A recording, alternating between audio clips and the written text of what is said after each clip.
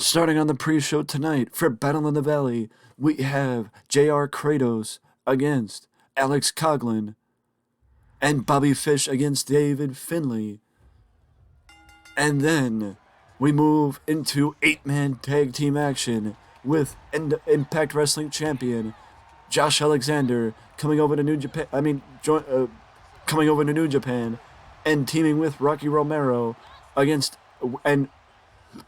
Adrian Quest and Masquerada Dorada against Kushida, Voladero Jr., Kevin Knight, and the DKC in an eight-man tag team action.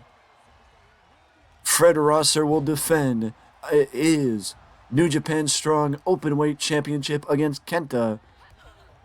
Fred Rosser has done, from what I understand, a wonderful job in New Japan since he made his debut a few months ago, or late last year.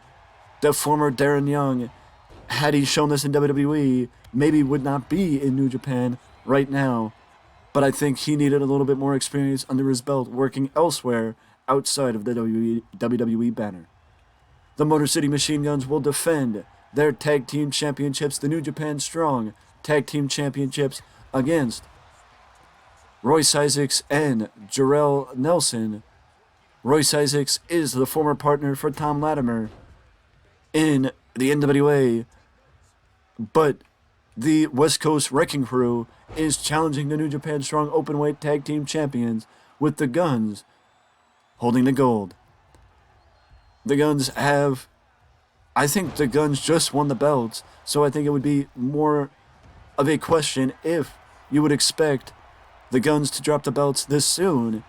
But the match that a lot of people have been talking about, the match that a lot of people have been wondering about, the match that a lot of people have been talking about in the news videos and has been highly talked about in the news cycle is loser leaves New Japan, Jay White, Eddie Kingston. A lot has been made about Jay White's tenure in New Japan coming to a close since his loser leaves Japan match with Hikuleo back in Osaka a few weeks ago, and this could be the end of Jay White's time in New Japan if Eddie Kingston, if the Mad King, can defeat him in San Jose. Does this mean that we will see the Switchblade make the move to WWE? That is a question that will be answered tonight at Battle in the Valley in San Jose. Tom Lawler will fight Homicide in a Filthy Rules match. A stipulation from Tom Lawler himself. No rules, no ropes. It is seemingly a catch-as-catch-can match, which is something we saw in MLW at Superfight back at the beginning of the month.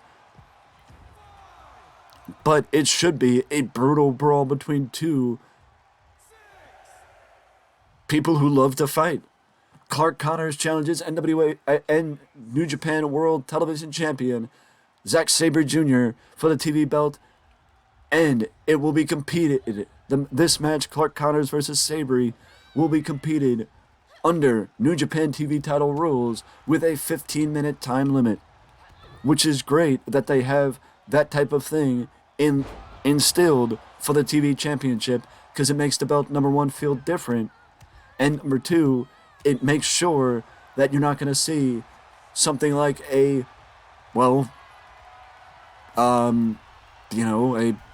half-hour match for the championship. It makes the title feel different from the other championships, and it allows you to defend the idea of having that title, because you could say, oh well, but every match competed for the World Television title is a 15-minute time limit, and there's no consideration for anything else. Every match is a 15-minute time limit.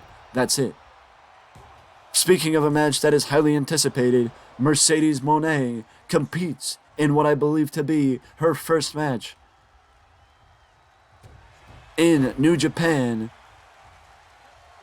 against Kairi for the IWGP World Women's Championship. The question is, does this mean that Mercedes Moné will defeat Kairi for the World Women's title tonight in San Jose, California? I guess the only thing we could do is wait and find out if Mercedes Moné will become the new IWGP World Women's Champion.